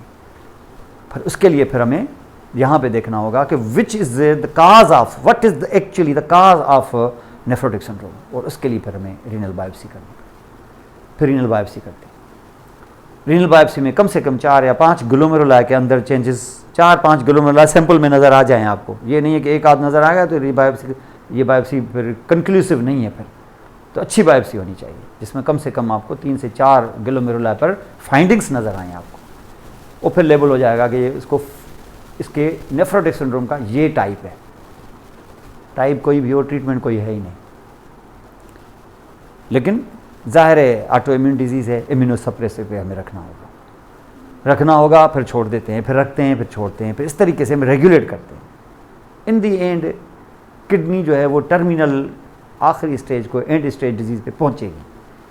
अब वो जितना देर से पहुंचे उतना ये डॉक्टर की कामयाबी है, वरना बचेगी नहीं, किडनी जाएगी हर हाल में। लेकिन ये है कि कितना टाइम लेती है ये डॉक्टर की ट्रीटमेंट पे डिपेंड करता है कि उसको डायलिसिस से कितना बचाता है वो, और ट्रांसप्लांटेशन जो है उसकी रीनल ट्रांसप्लांट उसको कितना बचाता है, कितने साल तक बचा लेता है उसको। लेकिन इन दी एंड होगा ज़रूर, एंड स्टेज डिजीज पे पहुंचेगा ज़रूर, वो डॉक्टर नहीं बचा सकते, वो करना होगा उसको, लेकिन टाइम मिल जाएगा ना उसको, 2 साल 4 साल 6 साल। अब बचा है कभी 31 ईयर एज है उसको +3+4 यूरिन में वो ठीक ठाक उसको 3 ग्राम 4 ग्राम ऐसे आ जाती है प्रोटीन। उसको इम्यूनोसप्रेसिव पे रखते हैं उसको 2-2 महीने तक, उसके बाद फिर रोक देते हैं, तो फिर बढ़ जाती है, फिर उसको एक महीने का विंडो पीरियड दे देते हैं, फिर स्टार्ट करते हैं, इसी तरीके से बना। अब 2-3 साल से नेफ्रोलॉजिस्ट के अंडर ट्रीटमेंट है। अब इन दी एंड तो ज़ाहिर है, तो ये जो जहाँ पर हमने देखा कि ये सारी चीज़ें इस तरीके से यहाँ पर होंगी। तो मैंने बताया आपको यहाँ पर कि हाइड्रोस्टेटिक प्रेशर की वजह क्या हुई और ऑन्कोटिक प्रेशर। अब ये इसके अंदर जो ऑन्कोटिक है, ये बाहर तो मैंने दिखाया, एक और भी डिजीज़ है जिसके अंदर अब की बार एल्ब्यूमिन गए हैं ना, एक और डिजीज़ है जिसको हम कहते हैं मल्टीपल मायलोमा। मल्टीपल मायलोमा में क्या होता है, मल्टीपल मायलोमा के अंदर वो जो आपके प्लाज्मा सेल्स होते हैं वो मैलिग्नेंट होते हैं, प्लाज्मा सेल्स वो मैलिग्नेंट हो जाते हैं, उनके अंदर मैलिग्नेंसी हो जाती है, जिसकी वजह से वो प्लाज्मा सेल्स क्या होते हैं, प्लाज्मा सेल्स कहाँ से आएंगे, बी सेल से, लिम्फोसाइट से, बी लिम्फोसाइट से, वो एबनॉर्मल है। तो वो एबनॉर्मल है तो वो बी सेल्स क्या बनाते हैं, एंटीबॉडीज़, इम्यूनोग्लोबुलिन। तो वो क्या बनेगा, शुरू में बी सेल्स, और बी सेल्स जैसे ज़रूरत पड़ी उनको इम्यूनोग्लोबुलिन बनाने की, IgG बनाने की, तो वो क्या कर देते हैं, तो पहले B cells they convert into plasma cells, क्योंकि ये एबनॉर्मल हैं तो वो क्या एबनॉर्मल को नॉर्मल सेल्स बनेंगे, प्लाज्मा के एबनॉर्मल होंगे, वो स्पीड उनकी सेम होगी कि पेस उनका आउट ऑफ कंट्रोल होगा, तो ज़्यादा बनेंगे, और ज़्यादा बनने के साथ उनके क्या बनेंगे, एंटीबॉडीज़ बनेगी, इम्यूनोग्लोबुलिन क्या नॉर्मल होंगी कि एबनॉर्मल होंगी, वो साइज़ की भी नहीं होंगी, छोटी होंगी, और जब छोटी यहाँ से गुजरेंगी तो रुकेंगी क्या या जाएंगी, तो यहाँ से इम्यूनोग्लोबुलिन, यहाँ से हाइपर गामा ग्लोबुलिनीमिया, और वो कौन सी, सारी की सारी एबनॉर्मल, छोटी छोटी, वो जो यहाँ से निकलेंगी तो इधर आएंगी। अब की बार एल्ब्यूमिन न सही, दूसरा प्लाज्मा प्रोटीन तो है ना, कौन सा, ग्लोबुलिन, और जो ग्लोबुलिन होगा बाहर, तो क्या ग्लोबुलिन के अंदर क्या ऑन्कोटिक प्रेशर नहीं होता है, क्या होता है, तो इसका मकसद है कि बाहर की तरफ जो नॉर्मल ऑन्कोटिक प्रेशर बार बार 0 बता रहे हो प्लाज्मा प्रोटीन के अंदर है, ये जो इम्यूनोग्लोबुलिन बाहर गई हैं, जिसको हम यहाँ पे माइलोमा ग्लोबुलिन भी कहते हैं, माइलोमा प्रोटीन्स, तो वो नहीं होगी क्या बाहर, तो ये मल्टीपल माइलोमा के अंदर भी यही होता है, और ये जब बाहर निकलेंगी तो फिर आपका GFR सेम रहेगा कि GFR बढ़ेगा, आपका बढ़ जाएगा, क्योंकि ये प्लस हो जाएगा एडिशनल यहाँ पर, और इन सबको जब जोड़ोगे तो ये देखिए 30 है, ये 10 है, ये मिलाओ तो कितना तुम्हारा नेट फिल्ट्रेशन प्रेशर कितना होगा, नेट कितना आएगा इसका 10, तो नेट फिल्ट्रेशन प्रेशर कितना होता है 10 के प्रेशर से फिल्टर बाहर निकलता है, फिल्ट्रेट बाहर निकलता है 10 के प्रेशर से, 10 mm ऑफ Hg से, लेकिन क्या सिर्फ 10 पे डिपेंड करता है या इसकी क्वालिटी पे भी, तो इसको कोएफिशिएंट, इसका मकसद ये है कि ये net filtration pressure multiplied by coefficient, ये दोनों कर दोगे तो ये GFR हो जाएगा, और नेट फिल्ट्रेशन प्रेशर कितना है 10, और ये जो केएफ जो आपका कोएफिशिएंट है आपका रीनल कोएफिशिएंट, वो एक्चुअली 12 है, तो GFR कितना हुआ 120, वैसे वो 12.5 है, तो ये 125 है, तो ये GFR है, तो ये है, और इसका डिपेंडेंस, इसका दारोमदार किस चीज़ पर है, दो चीज़ों पर, एक है मैंने बताया कि surface area of the basement membrane, surface area माने how many glomeruli are being used, अल्हम्दुलिल्लाह सारे नॉर्मल हैं, 20 लाख की इस्तेमाल हो रहे हैं, तो अच्छी खासी सरफेस एरिया है, और अल्हम्दुलिल्लाह कोई डिजीज़ भी नहीं है, और इसकी परमेबिलिटी भी माशाल्लाह ठीक है, तो जब सब ठीक है तो फिर ये 12 है, मेरा 12 है, और इधर मेरा प्रेशर जो है नेट फिल्ट्रेशन प्रेशर 10 है, तो बस 120 मेरा प्रेशर है जो नेट फिल्ट्रेशन है, तो उसको 120 के साथ हम यहाँ पे 10 को 12 के साथ कर देंगे तो 120, ये है मेरा GFR। 1 मिनट में मेरे ग्लोमेरुलाई जो है 120 millilitre of the plasma filter करके फिल्ट्रेट बना रहे हैं, यूरिन इसमें सिर्फ 1 ml बनेगा, और 119 जो है दरअसल 124 सही मानों में तो 125 है, हम तो इसे 100 बना रहे हैं ताकि परसेंटेज करना आसान हो जाए। अब यहां से मैंने बताया ये तो देखा, इधर आपने देखा यहां ऑन्कोटिक प्रेशर ये वाला, इसमें फर्क क्यों आएगा, अभी कितना है 10, ये अगर कम हो गया तो यूरिन ज्यादा पास होना शुरू हो जाएगा, क्यों, क्योंकि ये रोक रहा था, GFR को रोक रहा था, अपोज कर रहा था, लेकिन अगर प्लाज्मा प्रोटीन ही कम है तो जाहिर है वो -90 वाला -10 वाला जो होगा वो -8 -6 7 हो जाएगा, तो इसका मकसद है कि आप नेट फिल्ट्रेशन प्रेशर आपका 12 हो जाएगा, अगर ये 12 हो गया तो 12 के 12 में आप अगर मल्टीप्लाई करोगे तो 144 हो जाएगा, माने GFR बढ़ जाएगा। तो इसका मकसद ये है कि नेट फिल्ट्रेशन में माने आपका अगर ऑन्कोटिक प्रेशर कम है तो भी आपका ग्लोमेरुलर फिल्ट्रेट ज़्यादा होगा, और क्यों होगा ऑन्कोटिक प्रेशर कम, एल्ब्यूमिन कम है। क्यों है एल्ब्यूमिन कम, इसकी वजह है, मेन वजह है 4। एल्ब्यूमिन कौन बनाता है, लिवर बनाएगा कब, जब खाएंगे आप बोल क्या खाएंगे, एल्ब्यूमिन खाएं, नहीं आप कोई और प्रोटीन खा लें, हमें तो अमाइनो एसिड की जरूरत है ना, आपको तो लोहे की जरूरत है ना, आपके पास फैक्ट्री जो है वो इंजन बनाने की फैक्ट्री है, उसी लोहे से बना लेंगे। किसी को सरिया बनाने की फैक्ट्री है, उसके पास भी लोहा ही जाएगा, लेकिन वो क्या बनाएगा, वो फिर गाड़ी की इंजन नहीं बनाएगा, वो सरिया बना देगा, वो लोहा वही लोहा है, लोहा यही लोहा जर्मनी में भेजोगे तो वो मर्सिडीज़ की इंजन बना देंगे, हमारे पास भेजोगे तो वो ज़्यादा से ज़्यादा पूरा जोर लगा दिया तो सरिया बना देंगे, अच्छा वाला अच्छा सा सरिया बना देंगे ज़्यादा से ज़्यादा, क्योंकि अल्लाह ताला ने हमारे दिमागों से आइडियाज़ ही छीन लिए हैं। 5000 साल की तारीख उठा के देख लो, मैं तो कहता हूँ 10,000 साल की तारीख उठा के देख लो, हमारे खित्ते के लोगों ने सिर्फ 2 चीज़ें ईजाद की हैं बस, एक चारपाई, एक बैलगाड़ी, दो चीज़ें, मुझे तीसरी कोई चीज़ बता दे कोई मेरे मरने से पहले कि 10,000 साल की तारीख में इन लोगों ने, यहाँ के लोगों ने कोई चीज़ उठा के, अभी भी आप देखो, अभी भी देखो आप, हमारे पास वेस्ट को ऑफर करने के लिए क्या है? पत्थर। ये देखो ना, हमारा जनरल गया है उधर पत्थर दिखाने के लिए उसको, ये देखो हमारे पास बहुत पत्थर हैं यहाँ पर, ये पत्थर, इनके अक्ल में पत्थर पड़े हुए हैं पता नहीं। और दिखाने किसको गया है? जिसकी साइंस की लेबॉर्ट्रियाँ हैं, नासा तो फलां तो ये तो वो, उधर से आईफोन तो ये वो, ये दिखाने गया उनको हमारे पास पत्थर हैं उधर। यानी इसको शर्म भी इनको नहीं आती कि इन लोगों ने 10,000 साल की तरफ सुबह से उठ के जो हम रात तक देखें, जो चीज़ आपके हाथ में मौजूद है, यकीन माने ये बाहर से आई हुई। सुबह से उठे तो जिलेट का रेजर बाहर से, जिलेट, वो जिलेट के जो आप, मैं उस दिन सिर्फ जिलेट का प्रोफाइल पढ़ रहा था, जिलेट का जो टोटल मिला के जो एसेट्स है ना, वो मिला के पाकिस्तान की जीडीपी से ज़्यादा है। एक सिर्फ रेजर और शेविंग फोम और जो 4-5 दो चार तो नहीं है, 50-60 चीज़ें हैं इनकी जिलेट वालों की, ये मिला हो तो इतना। ये KFC जो है ना, आपके 3 पाकिस्तान खरीद सकता है। जिसके बाद हम जाते हैं, अब समझिए दुकान है कोई, ये दुकान नहीं, ये इतनी बड़ी इकॉनमी है। और हम कहाँ खड़े हैं यहाँ पर? जिससे लगता है कि अल्लाह ताला ने, या तो अल्लाह ताला इतना नाराज़ है हमसे, और ये मौलवी ना होते ना तो बिलीवर हम लोग जिंदा दरगोर हो जाते हैं। मौलवी जो ना हम लोगों को ऐसे झांसे में रखा हुआ है कि ये जन्नतें तुम्हारे लिए हैं, अब जन्नतें हमारे लिए हैं, अब अंदाज़ा लगाओ। सारा दिन दूध में पानी मिलाते रहते हैं और हमारे लिए जन्नतें हैं, और जो लोग खालिस दूध बैठ रहे हैं अल्लाह ताला उनको दोज़ख में भेजेगा। यानी हमें कोई, इन लोगों ने हमारे माथे पे कोई चे लिखा हुआ है, हम नहीं समझते हैं, नहीं वो काफर हैं, हम मुसलमान हैं, हमें भेज देगा उधर। भाई 4 मंजिल से अगर एक पैगंबर को जहाँ से धक्का दोगे और एक काफर को दोगे, मरेंगे दोनों ही। अल्लाह के जो असूल होते हैं वो फिक्स होते हैं सबके लिए।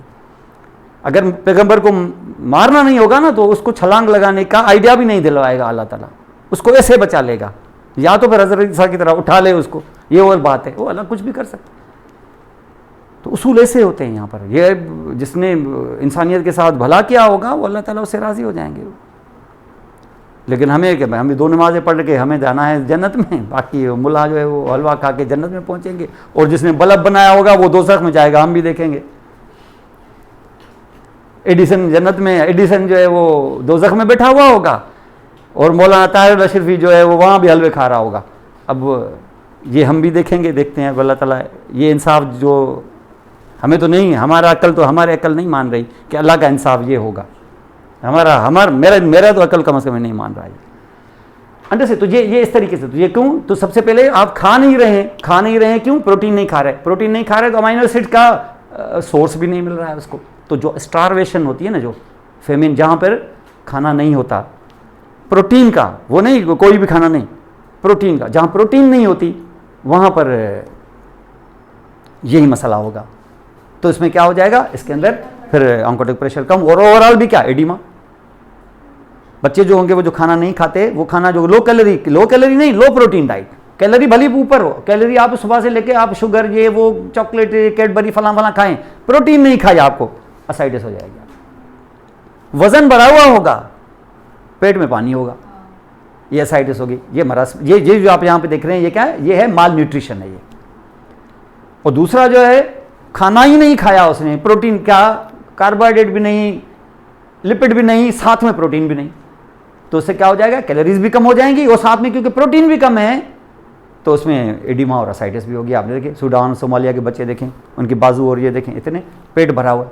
ये पेट जो भरा हुआ है खाने से नहीं भरा हुआ, ये असाइटिस है।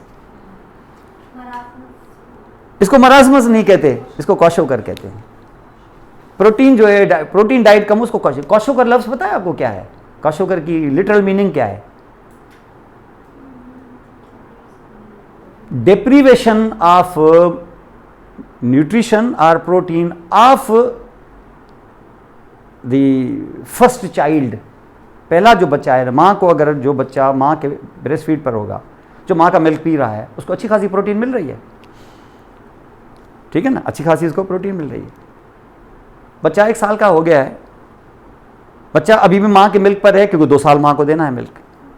बच्चा बाहर, उसको प्रोटीन इतनी नहीं मिले, लेकिन माँ का मिल्क पी रहा है तो प्रोटीन उसकी जारी है। बाहर तो इधर उधर का खाना भी खा रहा है बच्चा 1 साल का हो गया है तो बच्चा इधर उधर से खाने भी खाएगा, लेकिन प्रोटीन की डाइट उसकी जारी है, माँ से प्रोटीन उसको मिल रहा है। इस दौरान 1 साल हो गया है, मां को दूसरा बच्चा हो गया, जो दूसरा फौरन 1 साल के गैप के साथ अखलाकन होना नहीं था उसको, लेकिन उसने ख्याल नहीं किया, दूसरा बच्चा हो गया। अब जो दूसरा बच्चा हो गया तो मिल्क से डिप्राइव कौन होगा, पहला कि दूसरा? First baby. जो पहला वाला बच्चा जो होगा वो मिल्क से हटाएगी, क्यों? वो तो उधर उधर से भी खा रहा है ना, तो जो नया बच्चा आया है वो उसको मिल्क पे लगाएगी। उसको तो मिल्क पे लगा दिया, उसको हटा दिया। अगर उसको हटा दिया, वो तो बाहर से खा रहा है, आप बोलिए बाहर से खा रहा है। अब बाहर से खा रहा है, हो सकता है प्रोटीन ना खा रहा हो, वो बच्चों का आपको पता है, इधर से चिप्स ले लिया, उधर से पेप्सी खा, उधर से ये कैडबरी फलां, प्रोटीन उसका हट गया, दूध पिएंगे नहीं, तो वो बच्चा क्या हो जाएगा? वो बच्चा प्रोटीन डेफिशिएंसी का शिकार हो जाएगा। इसी को क्वाशोकर कहते हैं। Kwashiorkor means deprived second child, sorry first child. वो जो फर्स्ट चाइल्ड है, he will be deprived of the protein due to the second child who is actually come there. उसी को क्वाशोकर बोलते हैं। मरासमस तो ओवरऑल प्रोटीन, ओवरऑल सारी जो है न्यूट्रिशन जो है डाइट वो कम हो गई, तो उसको मरासमस कहते हैं। और ये फिर प्रोटीन जो, तो क्वाशोकर लिटरल मीनिंग वहां से निकली हुई है। अब जहां से बताया मैंने ये, तो एक तो ये, दूसरा चलो डाइट तो अच्छी खासी है, लेकिन मसला यह है कि डाइजेस्ट ही नहीं हो रही। जब डाइजेस्ट नहीं हो रही तो वो आपके जीआईटी से एब्जॉर्ब भी नहीं होगी, क्योंकि जब प्रोटीन डाइजेस्ट होके अमाइनो एसिड में कन्वर्ट होगा तो ही एब्जॉर्ब होगा ना, तो एब्जॉर्ब भी नहीं होगा। एब्जॉर्ब नहीं होगा तो स्टूल से पास हो जाएगा। इसको यहां पे हम कहते हैं protein losing enteropathy. Enteropathy means the pathology of the intestines not being able to digest and absorb the proteins. तो अमाइनो एसिड नहीं होते, वो लूज हो जाएगा। लूज हो जाएगा तो आप कितना भी खा लें, पेशेंट जो होगा वो ऑन्कोटिक प्रेशर उसका कम होगा। नंबर 3, चलो ये दोनों भी नहीं है, एब्जॉर्ब भी अच्छे खासे हो गया, लिवर में पहुंच गया, लिवर नहीं बना रहा है। क्यों नहीं बना रहा? क्योंकि लिवर के अंदर क्रोनिक हेपेटाइटिस की वजह से सिरोसिस हो गई है। ये हमारे पास जो सारे पेशेंट आते हैं वो क्या आते हैं, ये साइटिस क्यों होती है इनके अंदर? क्यों? ऑन्कोटिक प्रेशर कम है। वो ऑन्कोटिक प्रेशर कम होगा, इधर ऑन्कोटिक प्रेशर कम होगा तो इधर डायूरेसिस भी ज़्यादा होगी, हमने GFR भी बढ़ा हुआ होगा इधर, तो सिरोसिस में भी। चलो सिरोसिस भी नहीं है, तो तीसरी चीज़ कहाँ से? किडनी से वो लीक हो रही है प्रोटीन।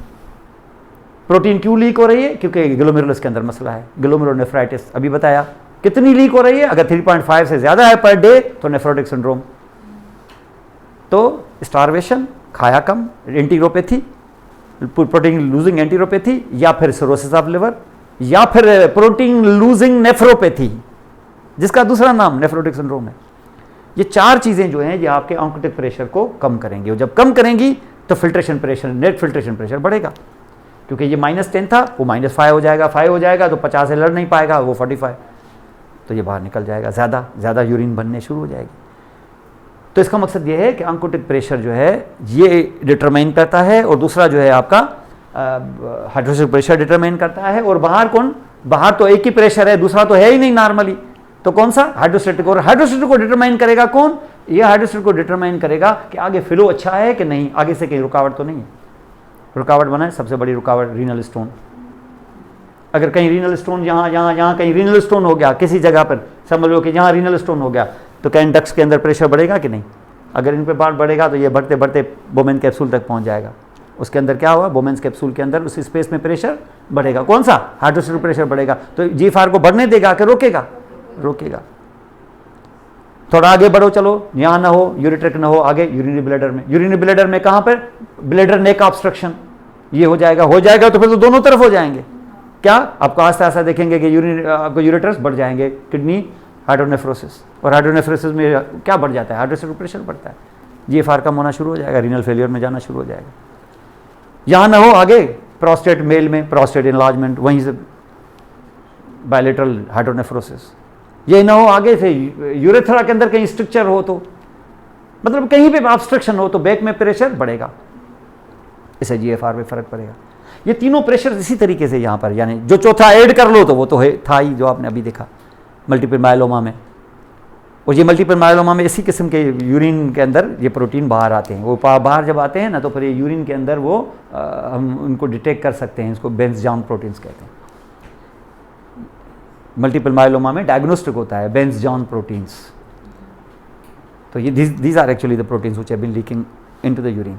तो ये जनरली आपको इस तरीके से मिला। तो क्या ये नेट फिल्ट्रेशन के ये 4 प्रेशर तो इनकी डिजीजेज अफेक्ट करेंगी कि इसका कोफिशिएंट भी अफेक्ट करेगा? वो कोएफिशिएंट में कौन सी चीज़, एक तो सरफेस एरिया। आप बोले सरफेस एरिया क्यों भाई, ग्लोमेरुला एक एक करके अगर ख़त्म होते गए तो ठीक है ना, ख़त्म होते गए। आप बोले क्यों ख़त्म हो गए, वजह एक है अनकंट्रोल्ड हाइपरटेंशन।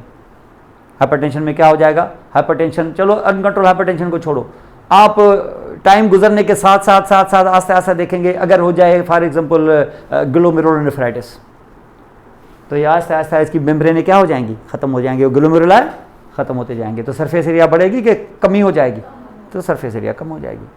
वो ग्लोमेरुला ख़त्म होते जाएंगे ये रीनल फेलियर की तरफ। अभी तो क्या होगा, अभी तो सिर्फ केमिस्ट्री चेंज होगी, एजोटमिया, लेकिन बाद में सिम्टम्स आना शुरू हो जाएंगे, यूरीमिया। ये रीनल फेलियर की तरफ चला जा रहा है पेशेंट आस्ते आस्ते। ये टाइम लगता है इसके अंदर, कोएफिशिएंट फ़ौरन नहीं होता, इसमें बरसों लग जाते हैं, 10-10, 12-12 साल। ये आस्ते आस्ते कोएफिशिएंट आस्ते आस्ते कम होता जाएगा और GFR कम होता जाएगा। तब हम क्या करते हैं, GFR को मेजर करते हैं, और मेजर करते हैं EGFR देखते हैं कि कितना है, ये मोर देन 60 होना चाहिए नॉर्मली। और अब यहाँ से अगर आज ये देखा आपने तो क्या सिर्फ ये है, तो इसमें मैंने बताया एक तो ग्लोमेरुलोनेफ्राइटिस, दूसरा है पाइलोनेफ्राइटिस। पाइलोनेफ्राइटिस में भी क्या होगा, क्रॉनिक इन्फेक्शन, क्रॉनिक पाइलोनेफ्राइटिस में क्या होगा, क्रॉनिक इन्फ्लेमेशन हो जाएगी किडनीज की, और किडनीज की इन्फ्लेमेशन हो गई तो ग्लोमेरुला बचेंगे क्या, वो आस्ते आस्ते फाइब्रोटिक होते खत्म होना शुरू हो जाएंगे। 8-10 खत्म हुए, कल ये आपको चलेगा 6, 8, 10, 15 महीने आपकी अगर ग्लोमेरुलोनेफ्राइटिस, ये पाइलोनेफ्राइटिस चली अगर आपकी, तो समझ लोगे किडनी दोनों ऐसे श्रिंक होके फाइब्रस सी हो जाएंगी आपकी, तो किडनी से आपकी खत्म हो जाएंगी। तो इससे क्या हुआ, इससे सरफेस एरिया खत्म हो रही है। और सरफेस एरिया चलो खत्म ना हो, आपकी एफिशिएंसी खत्म हो जाए उसकी, माने क्या हो जाए, थिक हो जाए। ये थिक हो जाए तो फिर क्या फिल्ट्रेशन उतनी करेगी आसानी से, तो ये जो आपका जो KF है क्या नॉर्मल रहेगा कि लो हो जाएगा। तो इसका मकसद है कि परमिएबिलिटी, जिसको हम कहते हैं हाइड्रोलिक कंडक्टिविटी, वो भी कम हो गई। अगर कम हो गई, क्यों थिक हो गए, थिक हो गए क्यों, स्क्लेरोसिस हो गई, थिकनेस हो गई। और थिकनेस होने की मेन वजह क्या है, 2 वजह हैं, एक है क्रॉनिक अनकंट्रोल्ड डायबिटीज मेलाइटिस, और दूसरी है हाइपरटेंशन, अनकंट्रोल्ड हाइपरटेंशन। इन दोनों में स्क्लेरोसिस, थिकनिंग हो जाएगी। खत्म नहीं हो जाएंगे चलो ग्लोमेरुला है, लेकिन थिकंड हो जाएंगे। थिकंड हो जाएंगी तो उनकी एफिशिएंसी कम हो जाएगी, परमिबिलिटी कम हो जाएगी। तो परमिबिलिटी कम हो जाएगी तो आपका KF डाउन हो जाएगा। तो सरफेस एरिया हो, परमिबिलिटी हो, 2 प्रेशर से दर हो, 2 प्रेशर से दर हो, ये 6 चीजें आपस में मिलाओगे तो आपको लिंक मिलेगी कि कौन कौन सी डिजीजेज में इन पे फर्क आएगा और GFR पे क्या फर्क आएगा, और कब प्रोटीन निकलेगी कब नहीं निकलेगी, क्यों ये हो रहा है, क्या सिलसिला है यहाँ पर। और उसी को देख के फिर आप पेशेंट को उसी हिसाब से ट्रीट करने के लिए जाएंगे। और जाहिर है उसके सारे सिम्टम्स होंगे। अगर आपको हाइपरटेंशन का मामला लगता है तो हाइपरटेंशन के अंदर भी प्लाज्मा प्रोटीन जो है वो लीक होना शुरू हो जाती हैं। तो यूरिन आप जो पहली दफ़ा आते हैं जो पेशेंट्स है जिनको हम देखते हैं ब्लड प्रेशर बढ़ा हुआ है, तो हम उनके यूरिन DR कराते हैं ताकि हम देखेंगे कहीं प्रोटीन तो लीक नहीं हो रही। ये बहुत बरसों से तो नहीं है इसको हाइपरटेंशन, या आज डॉक्टर के पास आज आया है, क्योंकि हाइपरटेंशन और डायबिटीज़ के तो सिम्टम्स ही नहीं होते। पेशेंट आता है क्या लेके, कॉम्प्लिकेशंस के सिम्टम्स लेके आता है, और कॉम्प्लिकेशंस जाहिर होती हैं कब, 10-10, 15-15 साल बाद में। बहुत सारों को तो डायबिटीज़ शायद 15 साल पहले हो, डॉक्टर के पास पहली दफ़ा आए, जब उनको बताते हैं तो तुम्हारा तो 200-250 कौन सी शुगर की दवाई ले रहे हो, डॉक्टर साहब मुझे तो शुगर है ही नहीं। अब पता नहीं उसको 15 साल से ये गड़बड़ है कि ये अभी हुई है। हम ज़्यादा से ज़्यादा HbA1c करा लेते हैं, उसका भी ज़्यादा से ज़्यादा मुझे 3 महीने का पता चलेगा, इसका बेड़ा गर्क पता नहीं कितने सालों से है, या डॉक्टर के पास आया ही आज है। ये क्या हुआ है, इसको कॉम्प्लिकेशन और कुछ नहीं, चलो पता नहीं कितने सालों से है। आप ऑफ्थल्मोस्कोपी कराओ, उसकी रेटिना देखो, उसको किडनी फंक्शंस देखो, ये वो देखो, आज आया है, चलो आज आया है, आज ही से शुरू करो, समझ लो कि इसको 3 महीने पहले से डायबिटीज़ थी। हालांकि उसको मेरा अंदाज़ा है कि अगर डॉक्टर के पास नहीं गया है और कभी चेक नहीं कराई है तो ये 10 साल पहले हुई होगी इसको, और 10 साल से बड़ी हुई ये सिम्टम्स ही नहीं होते। और जिन चीज़ों के सिम्टम्स नहीं होते वो सबसे खतरनाक डिजीज़ वही होती है, सिम्टम्स नहीं होते। कोलोरेक्टल कार्सिनोमा का फ़ौरन सिम्टम हो जाए ना तो डॉक्टर के पास पहुंच जाएंगे पहली स्टेज में ही। लोग आते हैं कब, स्टेज 4 में, डॉक्टर साहब मुझे तो सिम्टम ही नहीं थे, मैं कैसे आऊँ, वो पता चला लिवर में मेटास्टेसिस हो गई है। ये पहला अपीयरेंस है डॉक्टर के आगे। अब डॉक्टर उसको करेगा क्या, मुझे बताओ। अंडरस्टैंड। तो this was actually like glomerular filtrate. इसको आगे बढ़ाएंगे कल की क्लास में, और इसको कल शायद मेरा ख्याल ऑफ ना करूँ मैं, कल फ्राइडे है ना, कल ऑफ ना करूँ, सैटरडे को फिर इसको आगे करेंगे। तो कल जो उसमें फिर ट्यूबुलर रीअब्जॉर्प्शन और ट्यूबुलर सीक्रीशन और इनको यहाँ आगे बढ़ाएंगे हम ये इंशाल्लाह कल की